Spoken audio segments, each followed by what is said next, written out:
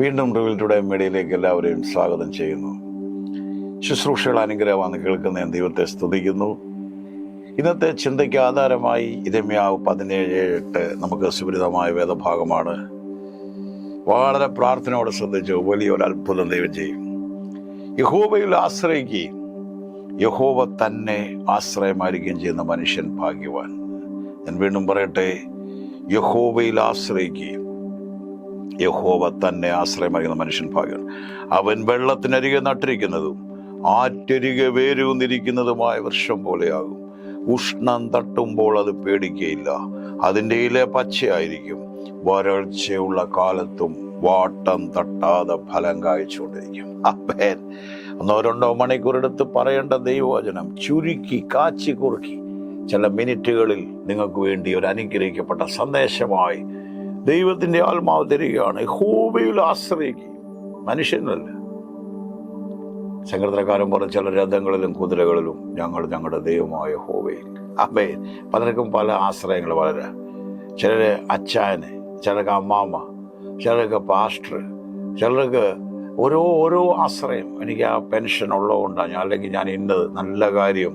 പക്ഷെ ആശ്രയങ്ങളെല്ലാം മാറാം, ഊന്നുവടികളെല്ലാം മാറാം. എന്നാൽ ദൈവത്തിൽ ആശ്രയിക്കും മാറ്റമില്ലാത്തൊരു ദൈവം, ഇന്നലെയും ഇന്നും എന്നേക്കും അനന്യൻ. He same yesterday, today and forever. ഇന്നലെ നമ്മുടെ കൂടെ അവനുണ്ടായിരുന്നു. കഴിഞ്ഞ കാലങ്ങളിൽ നമ്മുടെ പിതാക്കന്മാരോട്. In that present he is with us. In our future he will be with us. നമ്മുടെ ഫ്യൂച്ചറിൽ ഈ ദൈവം നമ്മളോട് കൂടെ. എന്നിട്ട് പറയുകയാണ്, അവൻ വെള്ളത്തിനരികെ നട്ടിരിക്കുന്നതും ആറ്റരികത്ത് വേരൂന്നിരിക്കുന്ന വൃക്ഷം പോലെ ഇരിക്കും. എന്ന് പറഞ്ഞാൽ പലരുടെയും ചിന്തയ്ക്ക് ഈ കാറ്റിനത് വീഴും, തകർന്നു പോവും. പക്ഷെ ഇല്ല കുഞ്ഞെ, അതിന് അടിയിലൂടെ വെള്ളം ഒഴുകുന്നുണ്ട്. നന്ദിയോടെ സ്തുതിക്കുന്നത് കണ്ടല്ലോ. ദൈവത്തിൽ ആശ്രയിക്കുന്നതിനെ കുറിച്ച് പറയുകയാണ്. വെള്ളത്തിനരികെ നട്ടിരിക്കുന്നതും ആറ്റിരിക്കത്ത് വേരൂന്നിരിക്കുന്ന വൃക്ഷം ഉഷ്ണം തട്ടുമ്പോൾ അത് പേടിക്കത്തില്ലെന്ന്. അത് കോവിഡിന്റെ കാലമായാലും ഏത് കാലമായാലും ഏത് ക്ഷാമകാലമായാലും ഏത് പ്രതിസന്ധിയുടെ കാലമായാലും കർത്താവിൽ ആശ്രയിക്കുന്ന ഒരു ദൈവ പൈതൽ ഒരിക്കലും ലജ്ജിക്കപ്പെടത്തില്ല. അവൻ അറിയാം He is living not according to the custom of this world, amen, but according to the realm of heaven, heavenly government. ദൈവത്തിന്റെ ആ പദ്ധതി പ്രകാരമാണ് ഞാൻ എപ്പോഴും പറയും. 30 വർഷം 40 ലക്ഷം പേർക്ക് മന്ന കൊടുത്തിട്ട് അവന്റെ കൈ കുറുകിപ്പോട്ടില്ല. കാടപ്പക്ഷിയെ കൊടുത്ത് അവർക്ക് അറച്ചു കൊടുത്ത ദൈവം, തീക്കൽ പാറന്ന് ജലം കൊടുത്ത് എനിക്കറിയത്തില്ലെന്ന് പറഞ്ഞുകൊണ്ടിരിക്കുമ്പോൾ തന്നെ സാമ്പത്തിക മണ്ഡലങ്ങളുടെ മേൽ അടഞ്ഞ വാതിലുകൾ യേശുവിന്റെ നാമത്തിൽ തുറന്നു വരട്ടെ. Be open in the name of Jesus. അഭിഷേകം ദുഃഖങ്ങളെ പൊട്ടുകയാണ്. തകർച്ചകൾ അകത്തുനിന്ന് പുറത്തു വാ. ബന്ധനങ്ങളിൽ നിന്ന് പുറത്തു വാ. അബ്രഹാമേ, കൂടാരം പൊളിച്ച് നീ പുറത്തു വാ. Come out of your tent. നിന്നെ കുറിച്ച് വലിയ പദ്ധതി ദൈവദാസനെ, എന്നെ കേൾക്കുന്ന ദൈവ പൈതലേ, ദൈവത്തിന് നിന്നെ കുറിച്ച് വലിയ പദ്ധതിയാണ്. വലിയ പദ്ധതിയാ, ചെറുതല്ല. വലിയ പ്ലാനിങ് ആണ്. വലിയൊരു കോളിങ് നിന്റെ മേൽ കിടക്കുകയാണ്. വലിയൊരു വിളി നിന്റെ മേൽ കിടക്കുകയാണ്.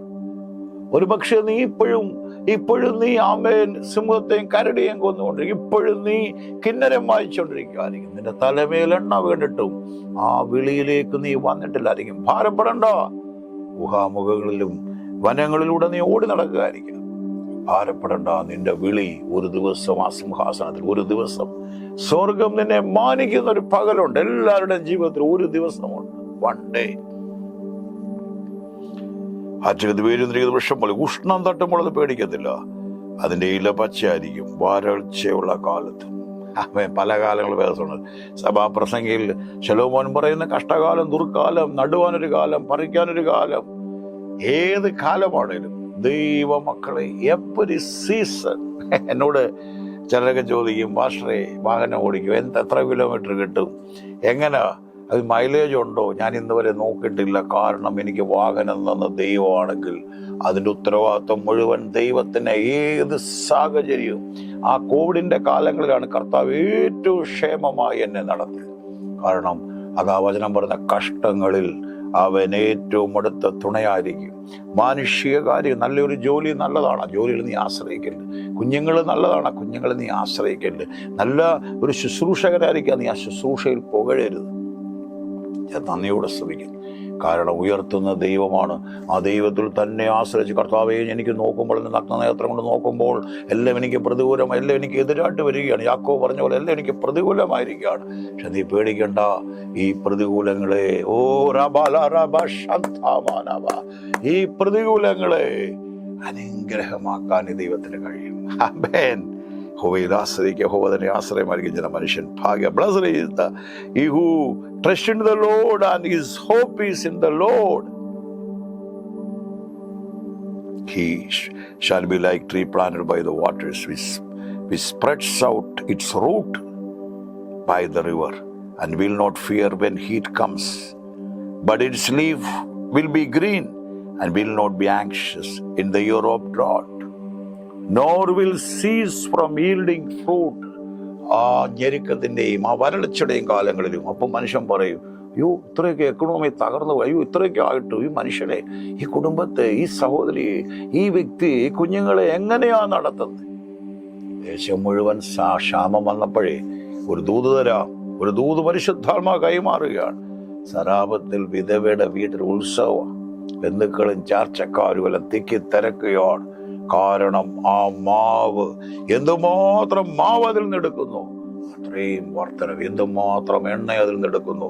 ഇന്ന് ദൈവത്തിന് വേണ്ടി നീ നിന്നാൽ, ചെലവാകാൻ ദൈവത്തിന് വേണ്ടി നിന്നാൽ, അവന്റെ രാജ്യത്തിന് വേണ്ടി നീ വിതയ്ക്കാൻ തയ്യാറായാൽ, അത്ഭുതങ്ങളുടെ ദൈവവും അത്ഭുതം നിന്റെ ജീവിതത്തിൽ ചെയ്യും. വചനം പ്രസംഗിച്ചുകൊണ്ടിരിക്കുമ്പോൾ തന്നെ ഈ മിനിസ്ട്രിയിൽ, ഈ ദൈവരാജ്യം, നീ കിങ്ഡം, ഈ സുവിശേഷത്തിൽ ഒരു പാർട്ട്ണറാകാൻ കഴിയുമെങ്കിൽ ഒരു വലിയ വ്യതയാണ്, ഒരു വലിയ കൊയ്ത്ത് സ്വർഗത്തിലെ ദൈവം നിങ്ങൾക്ക് തരാം. വിശ്വാസമുള്ള കർത്താവിന് വേണ്ടി നിന്നോ. അവിടെ എഴുതിയിരിക്കുന്ന ഉഷ്ണം തട്ടുമ്പോൾ പേടിക്കൽ, ഇല പച്ചയായിരിക്കും, ഒരു വാട്ടവും. ഏത് പ്രതിസന്ധി ഇവിടെ നീ പോയാലും അവർ ആ തീയിൽ നിന്ന് ചന്ദ്രക്ക് മേശക്ക് അഭേദനകവും പുറത്തു വരുമ്പോൾ ഒരു മുടി കരിഞ്ഞില്ല, അവരുടെ ഒരു മുടി കരിഞ്ഞില്ല. ധൈര്യമായിട്ട് നിന്ന് കർത്താവിന് വേണ്ടി ചഞ്ചലപ്പെടരുത്, നീ സംശയിക്കരുത്. യാക്കോബ് പറയുന്ന, സംശയിക്കുന്നവൻ കാറ്റടിച്ച് ഉലയുന്ന കടൽത്തിരക്ക് സമൻ, അവൻ ദൈവത്തിൽ നിന്നൊന്നും പ്രാപിക്കത്തില്ല. എന്നാൽ ദൈവത്തിന് വേണ്ടി വിശ്വസ്തയോടെ നിന്നോ, ദൈവം നിന്നെ മാനിക്കും. ആശ്രയം അവനിൽ. ദൈവമേ ഞാനൊന്നും കാണുന്നു, അവനെ ആശ്രയിച്ചു, പക്ഷേ ഞാൻ അവനെ ആശ്രയിച്ചിട്ട് എൻ്റെ ജീവിതം പരാജയം. പലപ്പോഴും ഞാൻ തുഴഞ്ഞിട്ട് എനിക്ക് ലക്ഷ്യസ്ഥാനത്തെത്താൻ കഴിയുന്നില്ല. എൻ്റെ തോണി ഇപ്പോഴും, എൻ്റെ വടക് ഇപ്പോഴും നടുക്കടലിലാണ്. ഭാരപ്പെടേണ്ട. ഒരു പക്ഷേ അതൊരു ശോധനയായിരിക്കാം, ഒരു പക്ഷേ ദൈവം നിന്നെ ടെസ്റ്റ് ചെയ്യാതിരിക്കാം, ദോഷങ്ങളാലല്ല, ഒരു പക്ഷേ അതായിരിക്കാം. പക്ഷെ അതിൻ്റെ നടുവിൽ നീ പറഞ്ഞു, കർത്താവേ ഞാൻ നിന്നിൽ ആശ്രയിക്കുന്നു. അതുകൊണ്ട് എന്ത് പറയാൻ അറിയാം, ഒത്തിരി കാര്യങ്ങൾ ചെയ്യുന്നല്ല. ആ ക്ഷാമകാലത്തും, ആ വേദനയുടെ സമയങ്ങളിലും, ആ പ്രയാസ സമയങ്ങളിലും ദൈവത്തിൻ്റെ മാനിക്കുന്ന കരം. ഞാൻ വിശ്വാസി വന്ന ഘട്ടങ്ങളിലാണെന്ന് തോന്നുന്നു.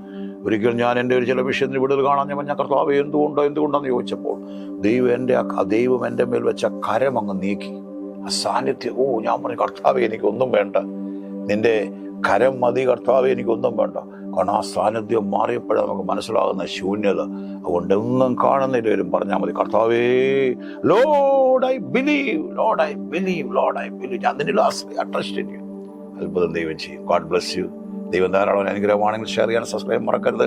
പ്രത്യേകിച്ച് വചനത്തിലൂടെ ഞാൻ പറയുകയാണ്, ദൈവരാജ്യത്തിന് വിതയ്ക്കാൻ നിങ്ങൾ തയ്യാറായ ഒരു വലിയ അത്ഭുതം ദൈവം നിങ്ങളുടെ വേണ്ടി ചെയ്യും. അവൻ നിങ്ങളുടെ സമയം, നിങ്ങളുടെ ആരോഗ്യം, നിങ്ങളുടെ നന്മകൾ. ആമേൻ.